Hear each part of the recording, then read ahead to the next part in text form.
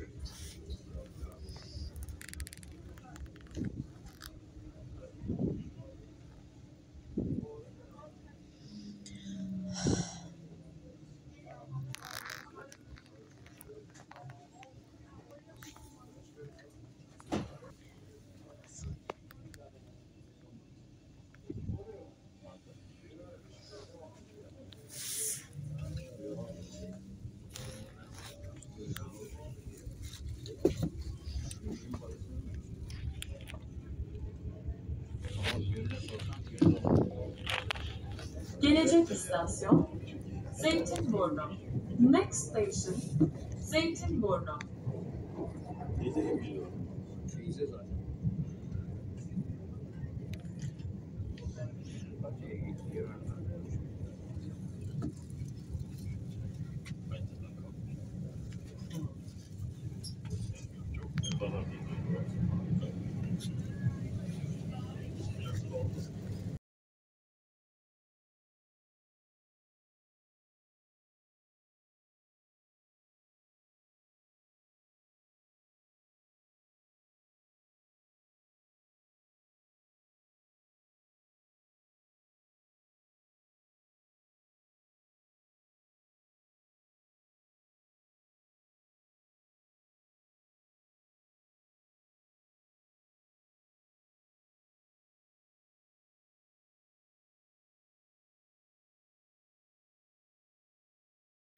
ایستگاه فلوریا آکواریوم میخوایم بریم با هم دیگه بهتون آکواریوم رو نشون بدم.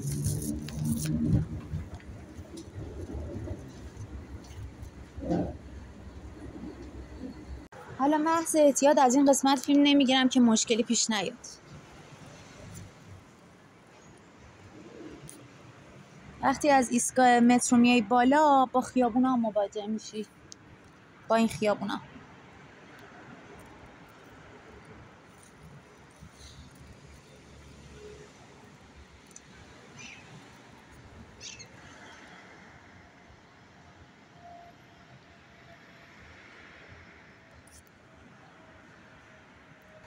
سمت چپتونم با این منظره روبرو میشید.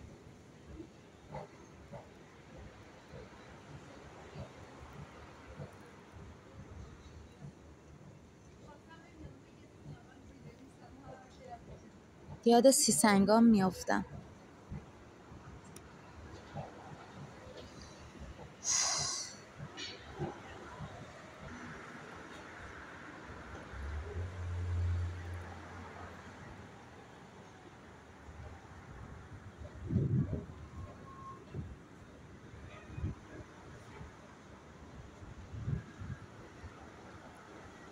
رفتم به آکواریوم از پلا که میای پایین سمت چپ تو بگیر همینطور برو.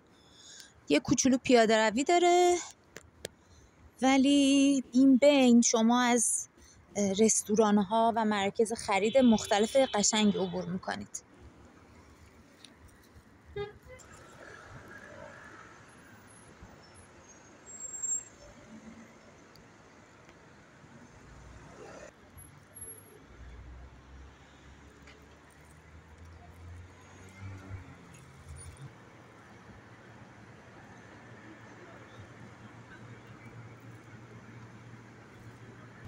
اینجا یه فروشگاه بزرگه با مارکای مختلف.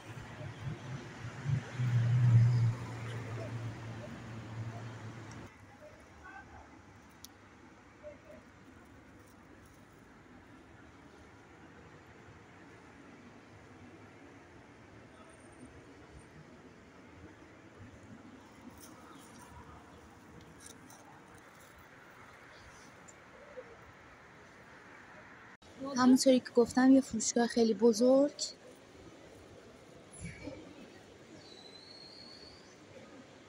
خیلی قشنگ با کلی وسیله و رو به دریا. الان از اونجا براتون فیلم میگیرم. اون دریای کنار فروشگاه.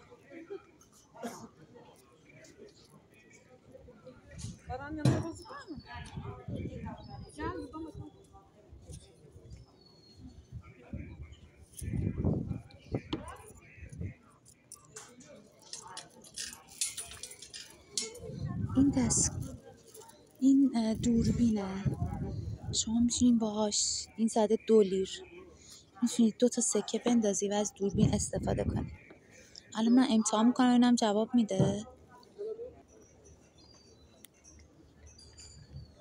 نمیدونم بتونم فیلم بگیرم یا نه، ولی من دارم اون قایقه رو میبینم.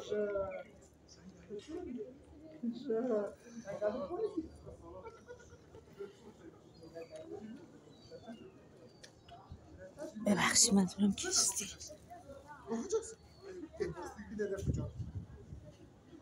الان دیده میشه، نور خورشید میزنه قشنگ نمیتونم بگیرم. 2 لیر یعنی 4400 تومان. ببخشید 4400 تومان. 4000 تومان ما.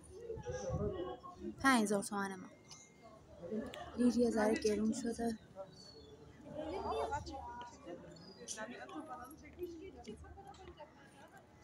ببینم میشه اونم گرفت.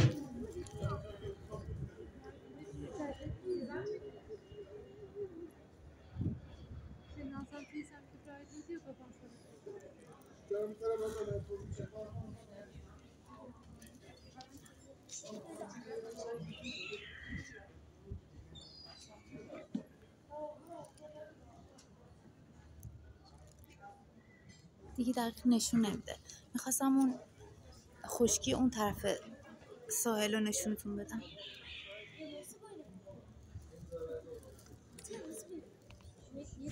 حتی اگه نتونید برید، یعنی نخواین برید آکواریوم، از این ساحل استفاده کنید. ساحل قشنگیه. از کافه های کنار میتونید قهوه، چای یا هر چیز دیگه که احتیاج دارید بگیرید.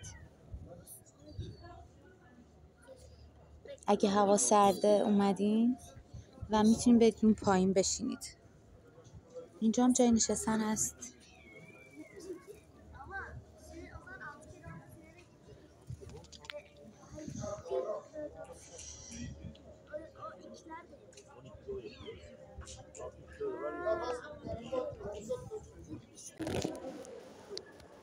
اینجا پر از رستوران‌های شیک و با کلاس و خوشگل و متنوع.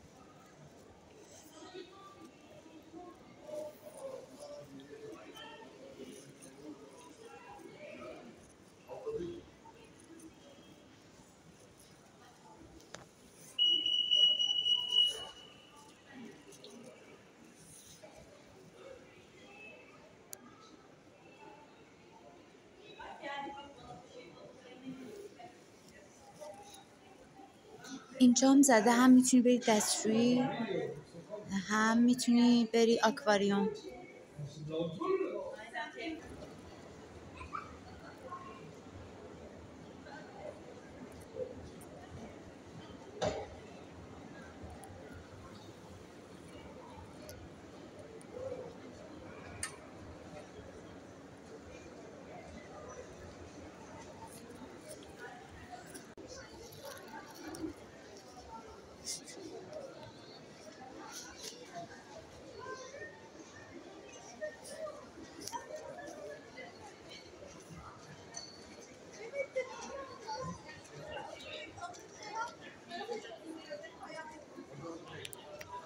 این درخت کریسمس خیلی بزرگه، نگاه کنید آدمایی که کنارشن، اندازه رو. اینجا یه پاساژ خیلی بزرگه.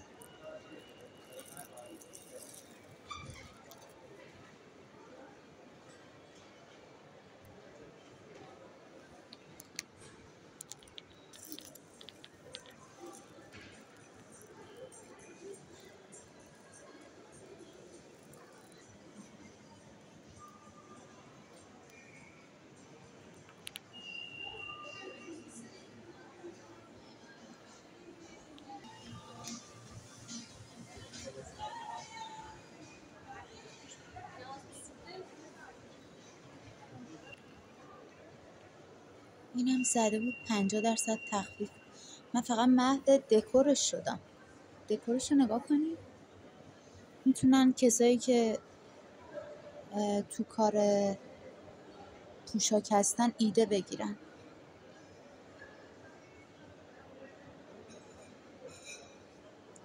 نور پردازیش هم خیلی خوبه. Thank you.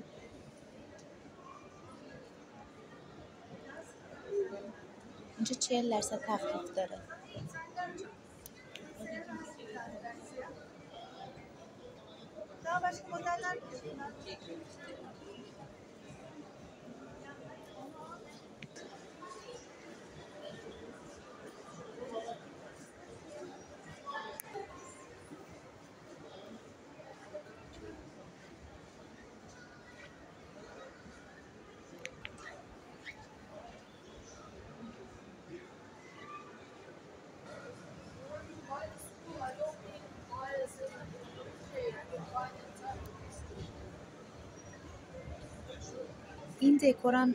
این دکورم جلب توجه کرد چون از دست استفاده کردن.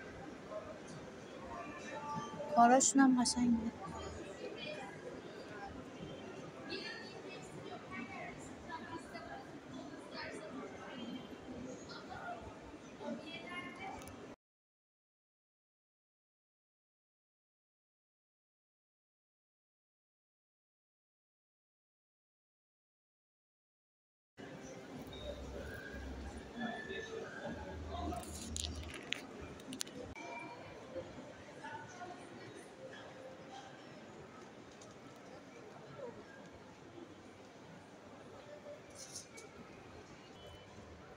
اینا هم زده کل اجناسشون 40 تا 50% تخفیف داره.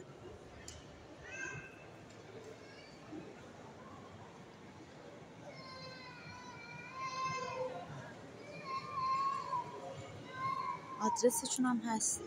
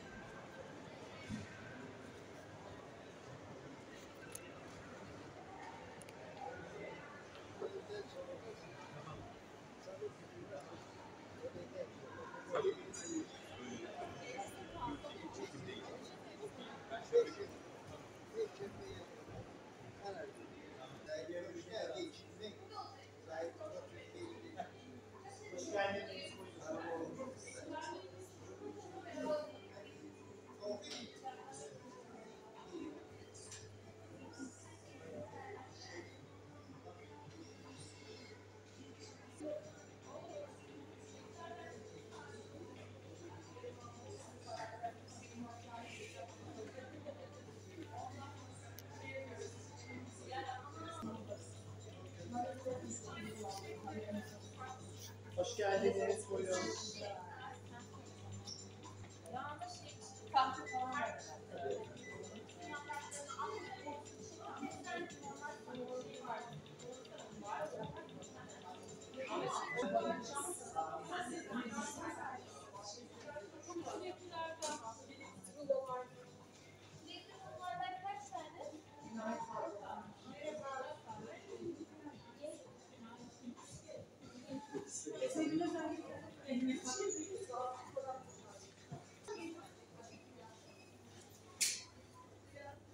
قیمتشون 325 270 180 لیره.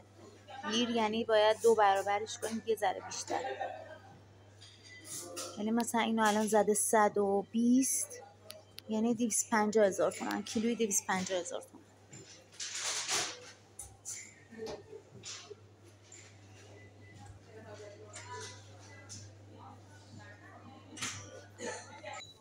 دلیل اینکه اومدیم این فروشگاه این بوده که اینجا من 2 سال پیش یه دونه آدم آهنی دیدم. میخوام ببینم الان هست یا نه. آدم آهنیشون رو نداشتن، خراب شده، لابد انداختم بیرون. در واقع گفتم آدم آهنی، منظورم ربات خدمتکار بوده.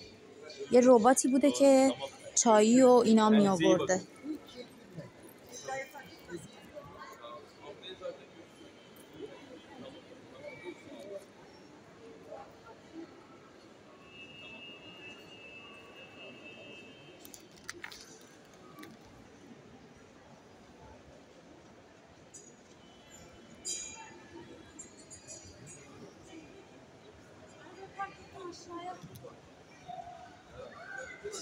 قیمت ساعتشو نزده، من یه دونه‌شو براتون بگم.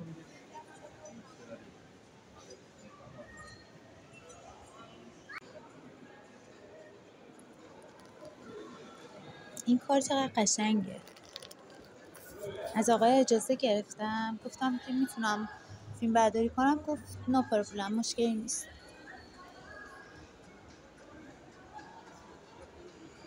ولی اون طرفیه گفت خانم نمیشه. اون 2 تا آقایی که اونجا ایستادن گفت نمیشه. اونم کارش خیلی قشنگه. یه طرحی داشت که من کمتر دیدم طرحشو.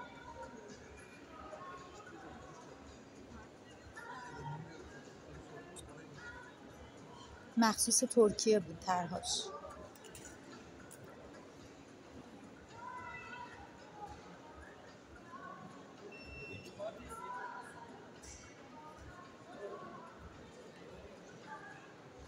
شما واسه آکواریوم میای برنامه‌ریزی داشته باش که یه روز کامل وقت تو آکواریوم گرفته میشه. از اونجایی که من نمیخوام برم داخل آکواریوم و فقط مسیرشو میخوام به شما نشون بدم، تو این مسیر خب از این فروشگاه هم عبور میکنی و از این فروشگاه هم دیدن میکنی.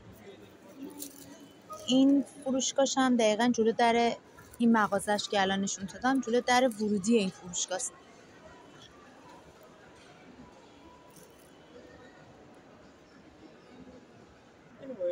خب این محطه بیرون فروشگاه، میریم سمت آکواریوم. ورودی آکواریوم رو نشونتون بدم. البته از درون فروشگاه هم شما میتونستین بریم. این صندلی‌ها رو هم تو مسیر زیاد میبینید. نگاه کنید.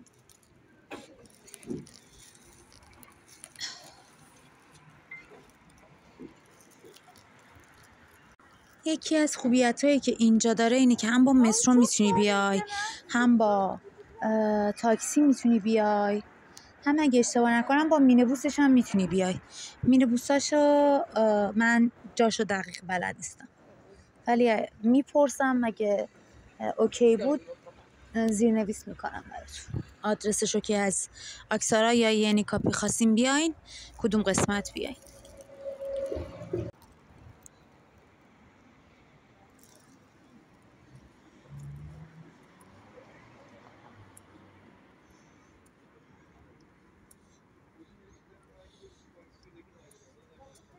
الان به در ورودی آکواریوم رسیدیم.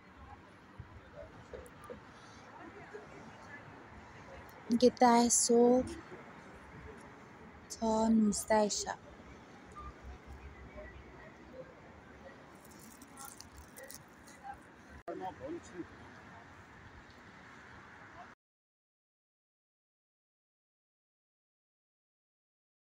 فروشگاهی که درونش بودیم از اون قسمت راه داره به سمت آکواریوم.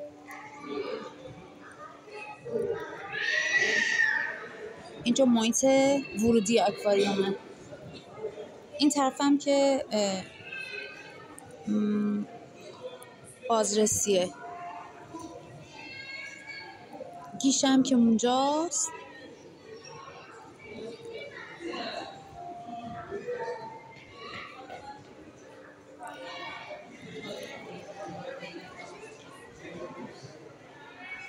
از یکی از رهگذرایی که بلیط خریده بود پرسیدم، گفت بلیطش 550 لیره. گفت ترکی. گفتم لیر، گفت ترکی، پول ترکی. عکسش هم براتون میذارم. برام خیلی عجیبه، نسبت به 2 سال پیش این بلیط کمتر بود. حالا شاید 2 سال پیش روزی که من اومدم شاید مثلا یه روز تعطیلی خاصی بوده قیمتش بیشتر بوده، یا اینکه امروز یه روز خاصیه که قیمتش کمتره، نمیدونم. پس ما شما فرض رو بر این بذارید که بین 500 تا 700 لیر باید واسه آکواریوم هزینه کنید. این زیرم برام نوشتن 550 لیر، یعنی نزدیک 1,200,000 تومان. آکواریوم استانبول شامل بخش‌های مختلفیه. شما با گذر از هر بخشی با پوشش گیاهی، جانداران دریایی و همچنین با شرایط جغرافیایی اون منطقه آشنا میشین. طول مسیر آکواریوم هولوش 1 کیلومتر و 200 متره.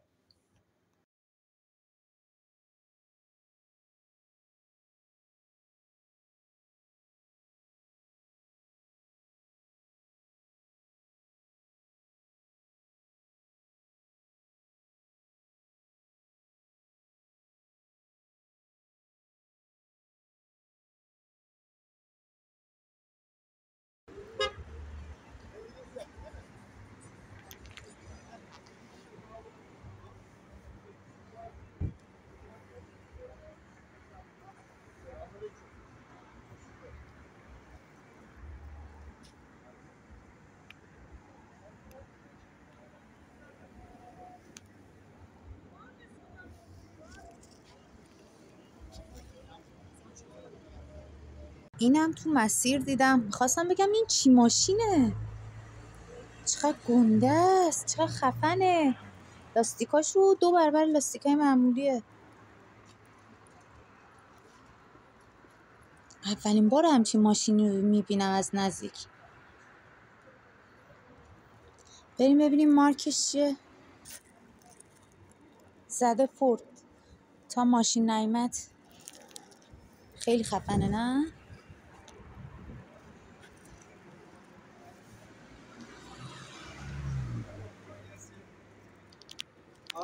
اندازه رو ببینیم. لاستیکش 2-3 برابر لاستیک ماشین معمولیه. همینطور تو مسیر که دارم میام اون طرف خیابون رو میبینم، یاد ویلامون لب ساحل میافتم. البته اینجا هم لب ساحلشونه دیگه، پشت من ساحله. اینجا هم ساحل محسوب میشه. با ساحل فکر کنم 200 متر فاصله دارم.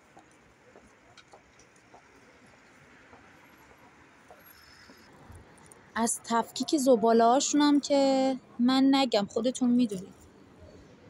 زده زباله های تر پلاستیک اولیه سمت راست، بعدش هم شیشه، بعدیش پلاستیک، آخری هم زده کاغذ.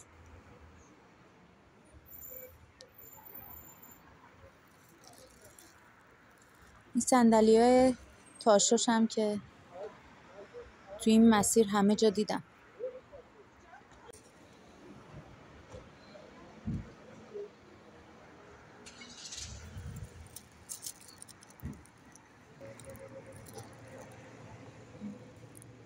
توی این مسیر همش زیبایی میتونی ببینی. اینم یه قسمتی از پیاده روشه.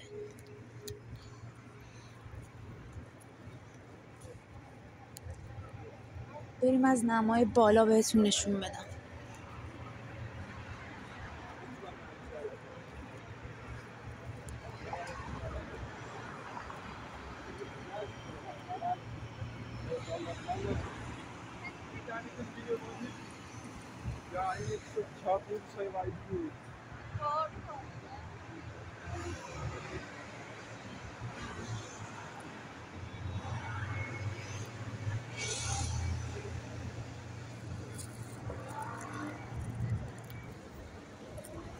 اینجا پارکینگ های مختلف داره، من دیدم، ولی نمیدونم واسه عموم هست یا نه، چون ترکی بلد نیستم. اگه یه وقتی اومدین و خودتون ماشین اجاره کردین و با ماشین خودتون خواستین بیاین، بدونید اینجا من 2 تا پارکینگ دیدم.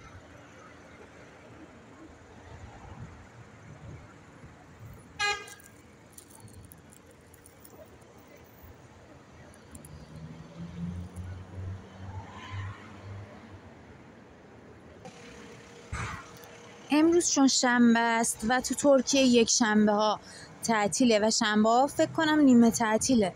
اینجا شلوغ‌تره، اینم در نظر داشته باشید. الان مثلا صف پارکینگشون برای عموم از اینجا صفه، یعنی از 20 متر 50 متر جلوتر، 20 تا 50 متر جلوتر ماشیناشون منتظرن که یکی یکی برن تو پارکینگ. و اینکه یه تصاویر کلی نشون میدم چون شاید کسی دلش نخواد تصویرش باشه. خیلی هم خانوادگی اهل تفریحن. البته ما ایرانی هم هستیم، متاسفانه پولش نیست که بخواد آدم اونجوری که دلش میخواد زندگی کنه.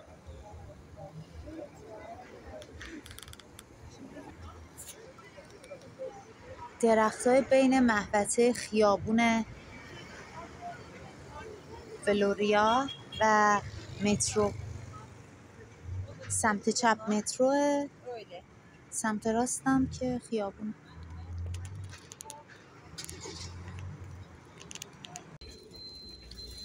این هم ساحل تو مسیر برگشت.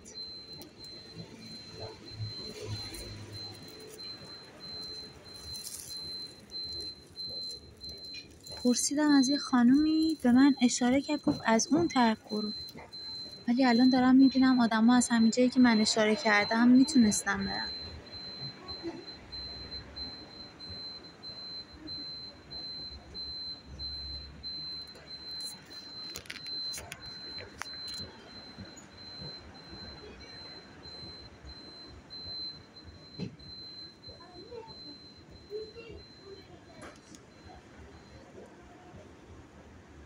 حالا یه روزم میرم لب ساحل براتون میگیرم.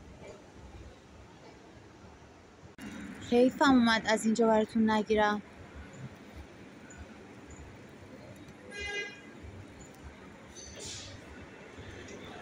یه خیابون با صفا.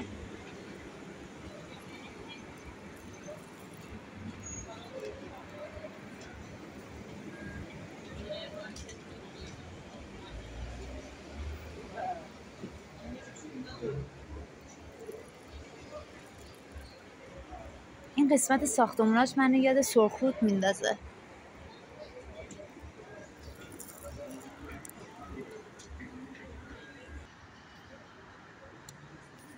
اینم پل هوایی که ما روش بودیم.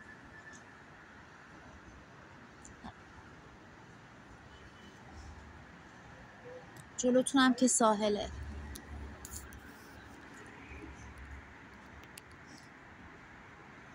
قسمت پر از رستوران و کافه و مکانهای تفریحی.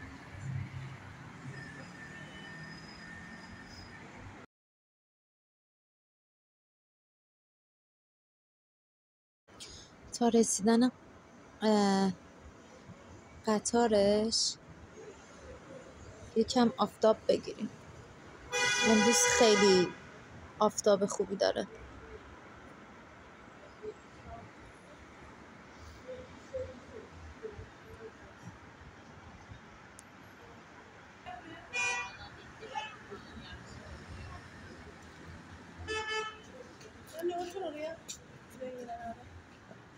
این آقایی که اونجاست بادکنک فروشه.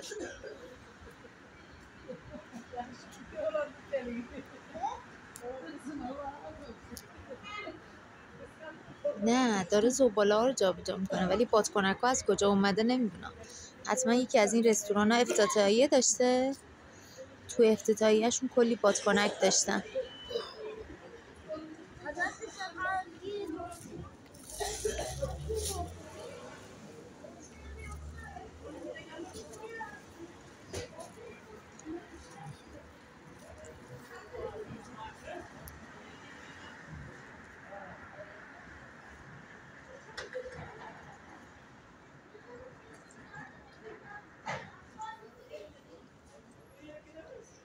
بادکنک آبی و سفید و سبز.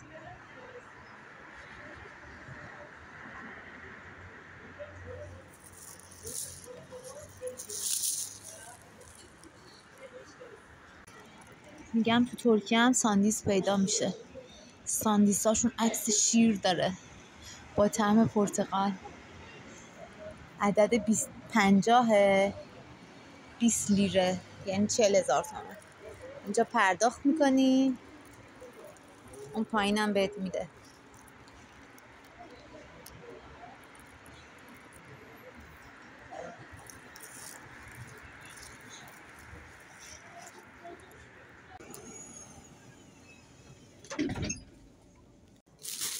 توی یه ایستگاه بینرایی وایستادم، گفتم بذار از این قسمتم براتون بگیرم. بینش کلی چیزای قشنگ داشت، ولی از اونجایی که گفتم باز یه مأموری میاد بهم گیر میده، فیلم نگرفتم. از درختش، جادهش، دریاش، مترو به دریا و خود مترو و ساختمونای اطرافش. چون این منطقه، این مسیر یه منطقه و مسیر خیلی قشنگیه.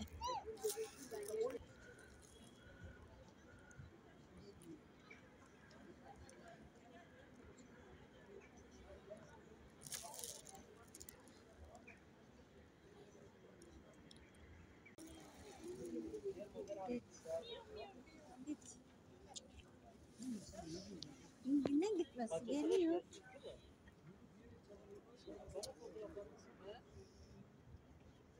اصلا از آدما نمیترسه.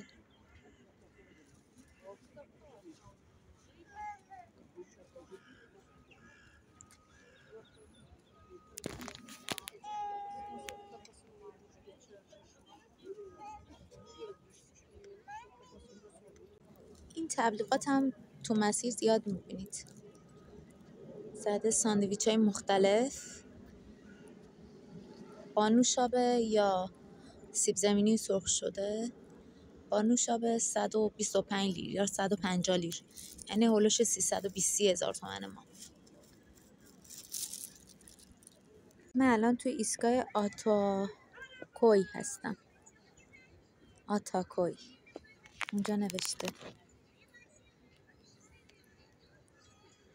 تو مترو و تو خیابونای ترکیه با همچین صحنه‌هایی هم روبرو میشید.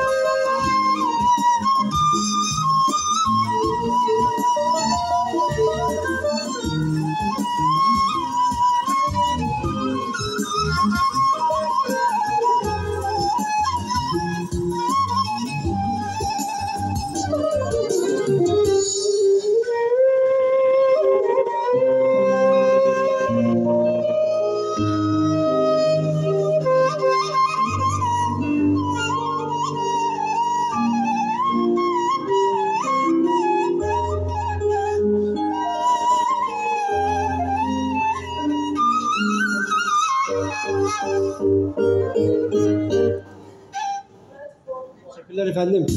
Sağ olun, var olun, dinlediğiniz için.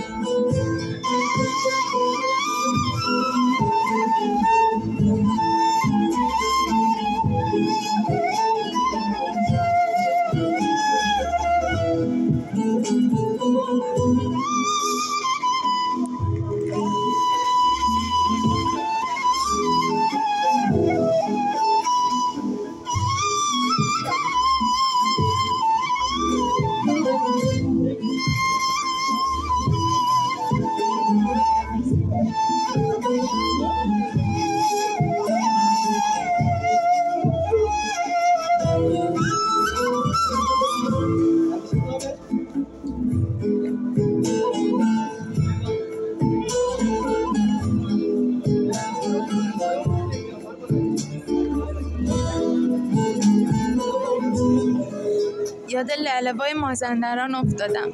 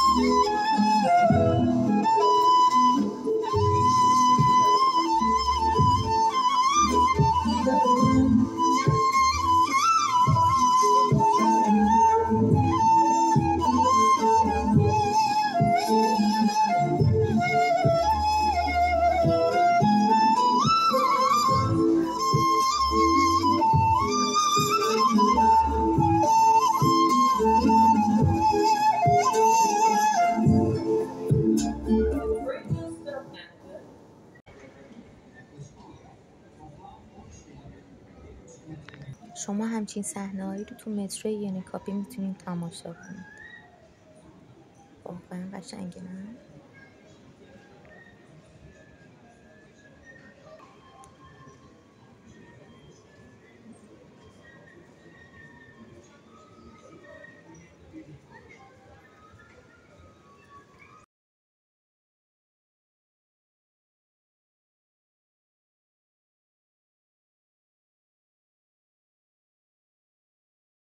میگم این دستگاهایی که خودشون عکس میگیرن هم زیاد تو فیلم ها دیدین، ولی اینجا توی مترو ینیکاپی کلا من تو استانبول و آنکارا زیاد دیدم